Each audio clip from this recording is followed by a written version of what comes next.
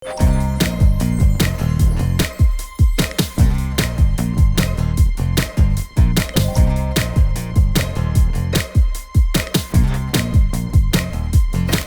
tulemast vaatama Piletilevi noort tegijat. Mina olen Melissa-Mariel Korjus ja meil on täna külas Helene-Maria Rägo. Räägi natuke endast, millega sa tegeled ja kui vana sa oled?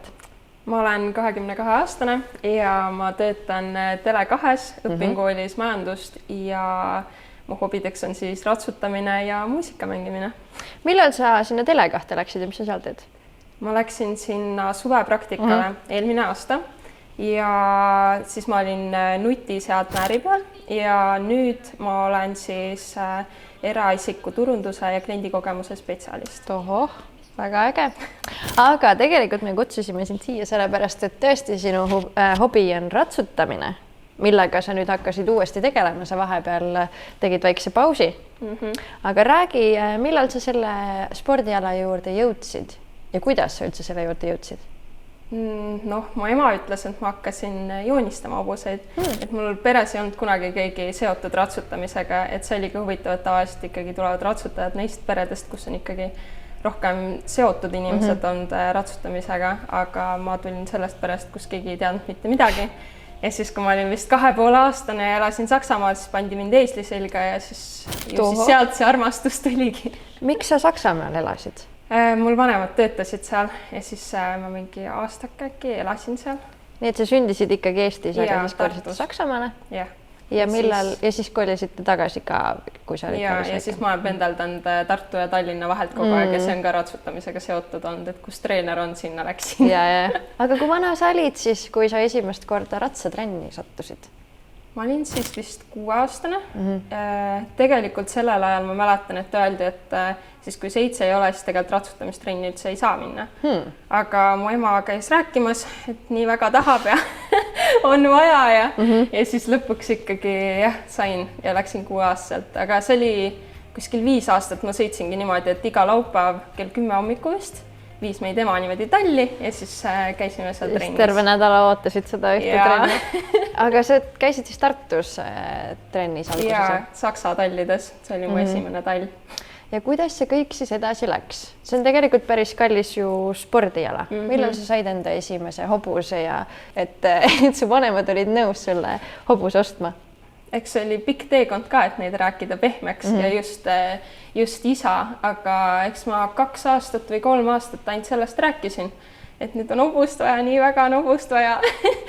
ja siis lõpuks sain nagu isa pehmeks räägitud ja siis läksimegi proovima neid hobuseid.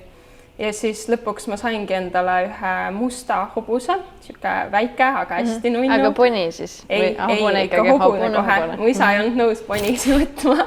Ta tahtis ikka, et kohe korralikku sporti hakkaks tegema, et mitte mingit ponisporti. Ja siis, kui ma olin 12, siis ma saingi endale oma esimese hobuse.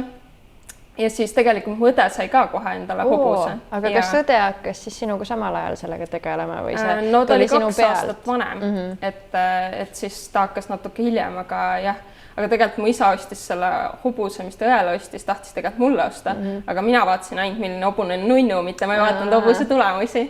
Ja siis lõpuks mu isa sai räägitud õe pehmeks, et äkki sa ikka tahad seda hobust. Ehk siis 2 hobust oli korraga teie pere. Ja siis me hakkasime koos ratsutama ja siis lõppes see niimoodi, et mu õde vist mingi aasta või äkki vähem natuke sai ratsutada, kukkus enda selle sporthobuse seljast alla, minul oli nunnukas, mina ei kukkunud kuskile. Ja siis oli vaja sinna teise hobuse selga ka kedagi, nii et siis mul oli nagu 2 hobust. Ja ka õde siis ei tahtnud enam sõita või julgenud või tal oli vigastus? Tal oli vigastus ja niimoodi, et aasta otsa ei saanud üldse sõita. Et ta kukkus oma jala kuidagi nii kehvasti ära, et tal praegu ka natuke ikka valutab vahepeal. Nii et siis minu jaoks oligi see hetk see, kus ma hakkasin rohkem võistlema just selle õehobusega, sest õehobune oli rohkem sporti kui minu oma. Minu oma oli siuke nõrk ja kliinuke, et tema tegelikult oli pigem just siuke kaisukaru rohkem. Aga kuidas sai sellisest harrastusest nii-öelda siis tippsport, et sa leidsid endale mingisuguse treeneri või treener leidis hoopis sinu või kuidas juhtus see, et sa hakkasid võistlemas käima ja ka välismaal ja et kuidas see teekond edasi läks? No ütleme nii, et ma isegi ei tea, kust mul see mõte tuli, aga mul tuli see mõte, et ma pean minema Euroopa meistrivõistlustele. et ma tahan selle ära käia ükskõik mis, et ma lähen üle laipade ükskõik üle mille, et ma tahan seal ära käia. Ja mul tegelikult ei olnud selle klassi hobust üldsegi mitte, aga ma olin valmis sellega ka minema, et mul ei olnud nagu vahet, aga lõpuks mu isa sai aru ka, et ma tahan nii väga minna, et ta mõtles, et toetab mind, nii et me siis mõtlesime, et okei, et vahetame nii-öelda hobused välja, et kõige enne müüsime selle musta maha, siis müüsime õehobuse maha, Verso Dele, ja siis ostsime asemele hoopis selle, kes mul praegu on, Gone Quick, ja tema oli siis kõrgema klassi hobune, aga tal oli see puudus, et ta oli hästi kartlik või on ikka veel hästi kartlik, et suurtes sõitudes tegelikult ratsutajad hästi hindavad seda just, et su hobune on julge ja julgeb minna ja teha, muidu pead olema sina see, kes on kõige julgem, et see on vahepeal natuke raske ja sa ei ole nii kõrgeid takistusi ise kunagi hüpanud ja sealt kuidagi nagu kujuneski välja, et ma hakkasingi suurtel võistlustel käima ja hakkasingi suure kirega seda tegema, et ma jõuaksin Euroopa meistrivõistlustele ja tegin 2 korda päevas trenni ja ikka pushisin kõvasti seda. Aga noh, kui tegelikult ma alguses selle hobuse ostsin, siis ütlesid kõik mulle, et sul hakkab see hobune tõrkuma, et seal ei ole lootust ka mitte, et sa lähed, et sa hüppad kuni 130, et see hobune rohkem nagunii sul ei hüppa. Aga noh, ma olen siuke, et ma ei kuule teisi ja ma lähen ikka edasi ja ma teadsin, et mul on ainult see hobune, kellega ma saan minna. Ja praegu palju te siis olete hüpanud, mis need kõige kõrgemaid sõite sõitnud siin regioonis, et see on World Cup kuni 160 sentimeetrit. Ja kui kõrge hobune ise on turja kõrgusel? No Con on kuskil 180 midagi, aga paljud on veel väiksemad, et Conil on isegi hästi, et ta on päris suur. Aga kui raske oli müüa need enda 2 esimest hobust maha? Väiksele tüdrukule see võib ju päris keeruline olla enda lemmikloomadest nii-öelda loobuda või kas see on keeruline? Ma ei ole ise seda kunagi tundnud. Ma arvan, et see oleneb hästi inimesest. Et ma arvan, et korraks on keeruline, aga sa saad sellest lõpuks üle. Et ma olengi rohkem siuke inimene, kes ühe päeva võtabki selle jaoks, et ongi masenduses ja hästi kurb. Ja siis ma lasen lihtsalt hästi kiiresti nagu lahti sellest, seepärast, et see on paratamatus ja ma tegelikult ise tahtsin ju edasi liikuda elus ja hobustega juba kord on nii, et kui sa tahad edasi liikuda, siis sul ongi vaja suurema klassi hobuseid järjest. Aga kas sa oled kursis hoidnud ka ennast nende hobustega, et kuidas neil edasi on läinud ja kuhu nad täpsemalt on läinud või pigem on kergem lihtsalt ära unustada ja lahti lasta edasi liikuda? Natuke olen, aga ma pigem olen ka ikkagi selle poolt, et pigem on lihtsam, kui sa lihtsalt unustad nad ära, siis sa ei tea tegelikult, mis nendega juhtuda võib, et nad võivad seal nii-öelda ära surra või mis iganes võib seal juhtuda, et lihtsam on, kui sa ei tea. Aga ma tean, et Verso on maastikuhobune, et temal on väga hea elu ja Madeira hüppab mingeid hästi väikeseid takistusi Soomes mõlemad. Okei, no Soomes on hobustel tavaliselt päris hästi just. Aga räägi enda kõige suurematest saavutustest. Mis sinu arvates on olnud need kõige-kõigemad tipphetked, mis sul ratsakarjääri jooksul on olnud? No tegelikult neid nii-öelda on olnud palju, ja mul on ka palju nii-öelda medaleid kaelas olnud, et ma olen hõbe ja pronks olnud Eesti meistrivõistlustel, aga ma tunnen ikka veel, et see, et ma käisin Euroopa meistrivõistlustel, on ikka veel see hetk, mis on minu jaoks nii meelde jääv, et nagu see kaalub kõik üle, kuigi ma lõpetasin seal keskel, see ei ole üldse kehva tulemus, sest et varasemad eestlased olid seal lõpus tavaliselt ja mina olin keskel ja ma olin väga uhke selle üle, pluss ma läksin täitsa üksi sinna, mul ei tulnud treenerit kaasa, et tavaliselt minnakse ikka väga suure tiimiga sinna ja sul on mitu hobust, kellega sa hüppad seal, et selles suhtes ühe hobusega sporti teha on tegelikult väga raske ja tegelikult ma olen selle üle nagu väga uhke ja see on, ma arvan, minu suurim saavutus, et ma olen ühe hobusega jõudnud nii kaugele, et keegi ei jõua tavaliselt ühe hobusega, vähemalt mitte Eestis ei ole keegi jõudnud ühe hobusega nii kõrgele, nagu mina olen jõudnud.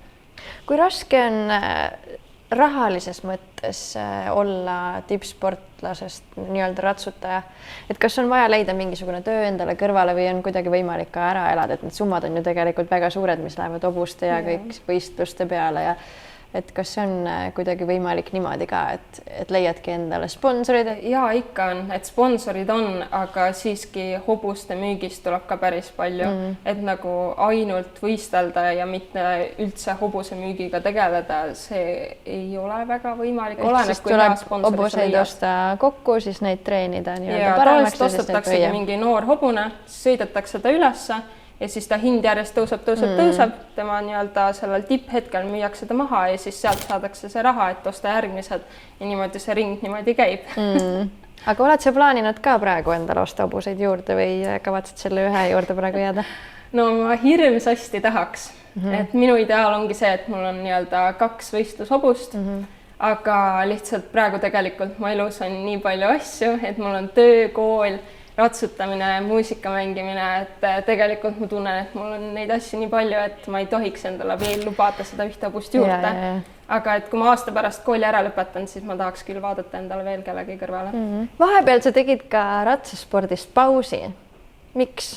No ütleme nii, et kuna see on nii kallis spordiala, siis ma tundsingi, et ma võib-olla tahaks nüüd ise jalad maha saada, et saaksin ise oma elu nii-öelda juhtida, et mul ei oleks nii-öelda midagi vanemate kaelal. Ja siis ma mõtlesingi, et äkki on nüüd õige hetk, aga kui ma nii-öelda tagasi tulin, siis ma nüüd sain aru, et ei olnud üldse õige hetk, et ma tundsin tegelikult väga-väga puudust sellest. Kui kaua sa eemal olid sellest? Kuskil aasta. Ja su hobune oli siis sellel ajal müügis ka või kuidas juhtus nii, et sa said tagasi tema juurde naasta üle aasta? Me andsime tegelikult mu treenerile ta sõita ja siis mu treener nii-öelda sõitis temaga ja oli müügiplaan, aga see ei jõudnud kunagi teostamiseni. Edas, jah. Kui raske oli ratsutamise juurde tagasi naasta? No tegelikult ei olnud raske, sellepärast, et kui sa õpid nii-öelda jalgrattaga sõitma, siis see ikkagi jääb sulle lihasmällu. Nii et mul ikkagi lihasmälu säilis, et aastaga ei olnud see nii-öelda ära läinud, aga pigem on raske just see pool, et mul ei ole Tallinnas treenerit. Kuigi me praegu nüüd leidsime endale õnneks treeneri ja võistlustel aitab mind nii-öelda vana treener, aga lihtsalt mul on olnud alati see probleem, et treenerit Tallinnas ei ole ja kuna ma ei tahtnud enam Tartusse tagasi kolida, siis ka see oli nii-öelda üks põhjuseid, miks ma ära lõpetasin. Aga noh, vaadates, kuidas mul võistlustel läks, nii et siis ei olnud vist väga raske naasta. Räägi natuke nendest võistlustest, mis sul just nädalavahetusel olid. Et sa nüüd ju läksidki alles ratsutamise juurde tagasi ja käisid üle pika ja oma esimestel võistlustel. Kuidas sul seal läks?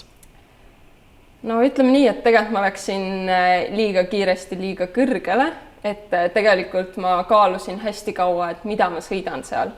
Sellepärast, et me ei saanud siin nii-öelda Eestis ka mitte ühtegi starti teha, et hobune on täiesti teistsugune nii-öelda võõras kohas, et kodus ta võib olla sul hea ja mugav sõita, aga kui sa oled võõrasse kohta, ta kardab, ta on krampis, see on nagu uus hobune, kellega sa sõidad, et siis tegelikult 145 minna esimene kord ei ole just kõige mõistlikum plaan, aga ma mõtlesin, ma võtan selle suure ampsu ja proovin ja tegelikult läks väga-väga hästi, et ma olin iga päev koha peal.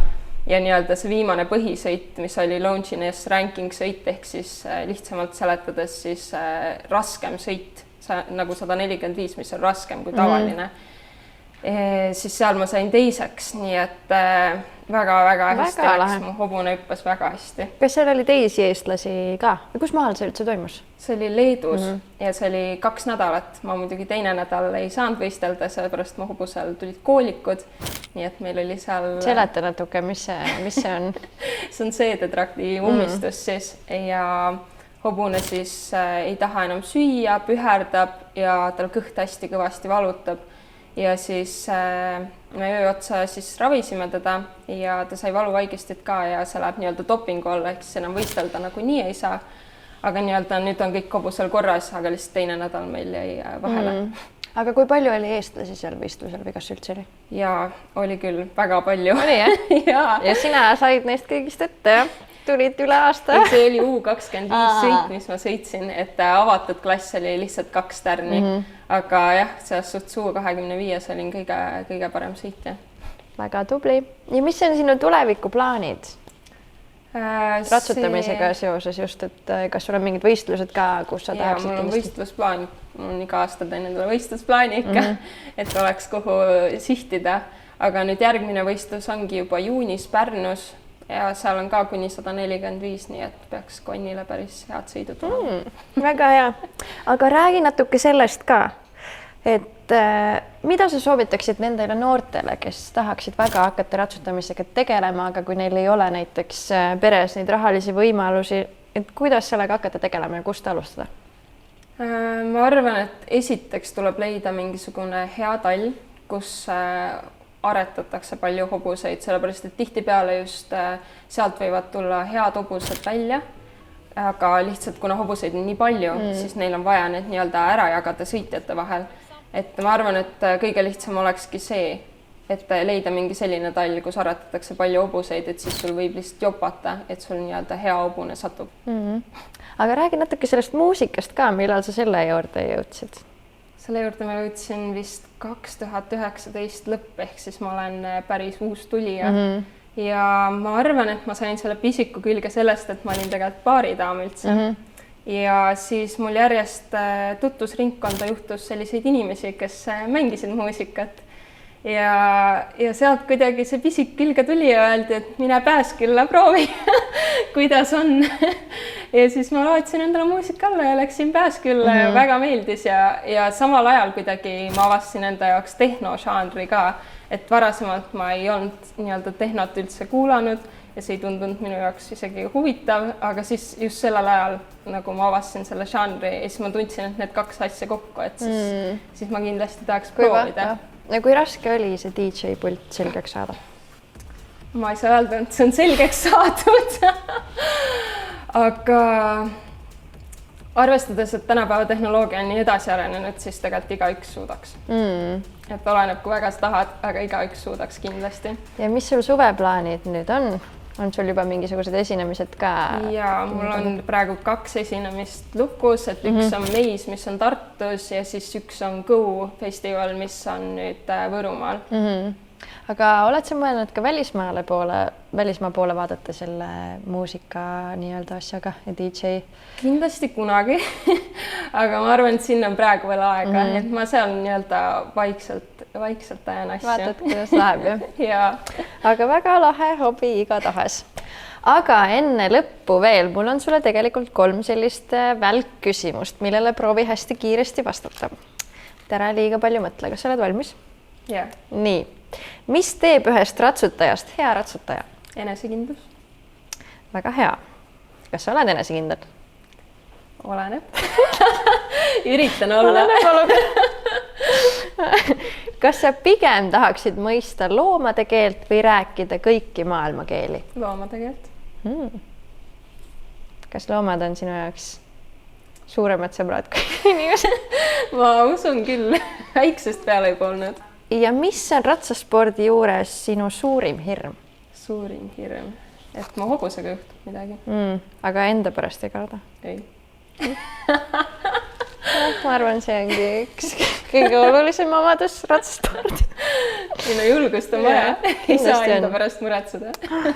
Aga suur aitäh sulle tulemast. Kas me saame sul kuskil silma ka peale hoida? On sul Instagrami kasutaja näiteks, kus sa oma ratsaspordi? Ja mul on Instagrami kasutaja, kus ma kõike kajastan ja jagan oma sõiduvideosid. Ja mis selle nimi on? C-Quick-E. Aga Facebook? Facebooki lehte meil ei ole, aga mu muusikal on Facebooki leht Lene. Väga hea. Hoiame sul silma peale. Suvel kindlasti tuleme kuulama ja vaatama võistlusi. Aga aitäh sulle huvitava intervjuu eest.